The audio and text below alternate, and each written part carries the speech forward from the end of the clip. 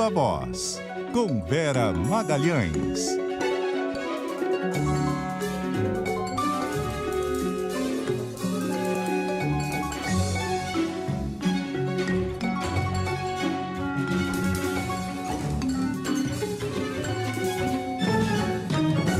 Boa tarde, Vera.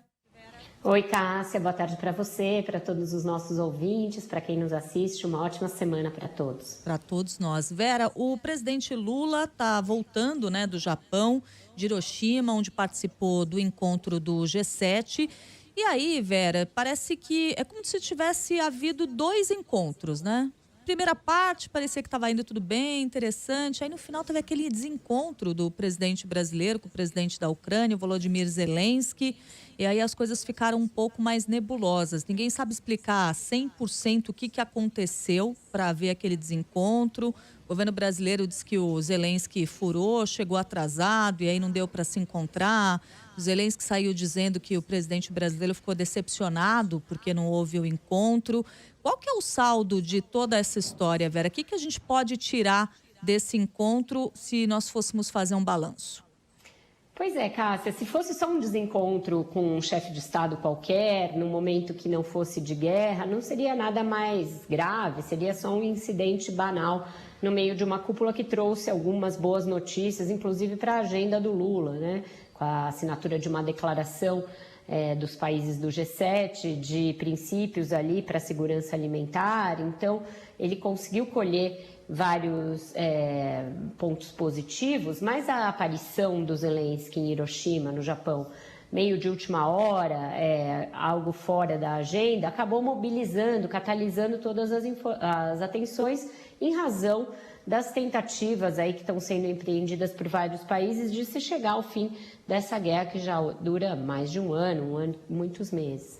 E o Brasil é um ponto de interrogação nesse xadrez, porque o Lula deu declarações bastante complicadas no início do seu mandato, quase igualando as responsabilidades entre a Rússia e a Ucrânia pelo conflito. Depois ele as corrigiu em Portugal, agora mesmo no G7, quando teve a sessão com todos os chefes de Estado para tratar da guerra, ele condenou de novo a invasão, condenou o uso da força, mas fica sempre a sensação de que ele não quer se encontrar com o Zelensky, que ele não quer ouvir o lado da Ucrânia, que é o que vem sendo pedido a ele desde o início desse imbróglio todo. Como você descreveu muito bem, as idas e vindas dessa agenda, foi marcado para um horário, depois para outro, e aí não se encaixou. O Lula disse que ele ficou esperando e que o Zelensky aqui não apareceu. A gente não sabe qual é a verdade, mas o fato é que nessa declaração, quando ele fala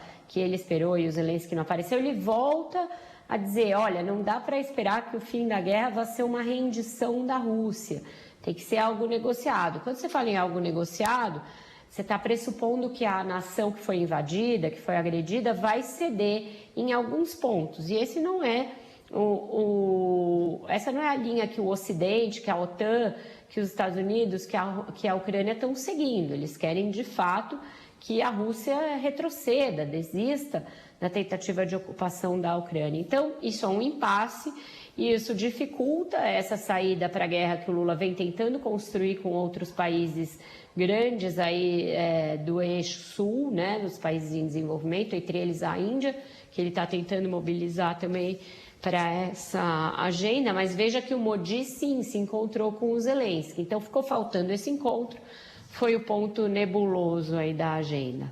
É isso, Vera. E agora que ele voltou dessa agenda, o que tem que ser prioridade? Eu imagino que a votação do arcabouço fiscal, né? Exato, Cássia. Agora, embora isso ainda vá reverberar por alguns dias, esse desencontro na agenda externa, tem muitos assuntos no fronte interno que vão mobilizar o presidente. O primeiro deles é esse, a votação nesta semana, na quarta-feira, do novo arcabouço fiscal.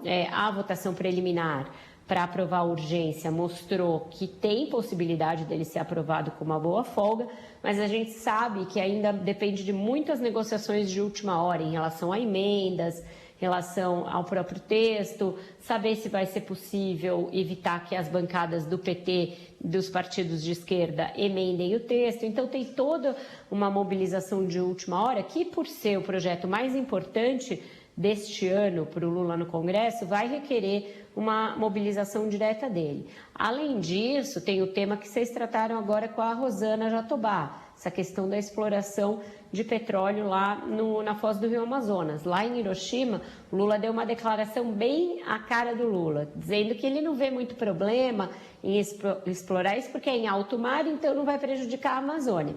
Sendo que o estudo do IBAMA é altamente técnico, como a Rosana também descreveu, tem lá ponto a ponto porque que causa impacto ambiental e causa impacto nas populações locais.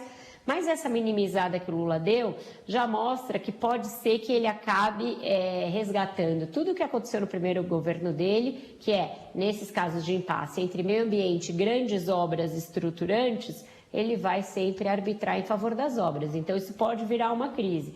E, por fim, tem a vaga do Lewandowski no Supremo, que até agora não foi indicada. Pode ser que ele indique agora nessa volta.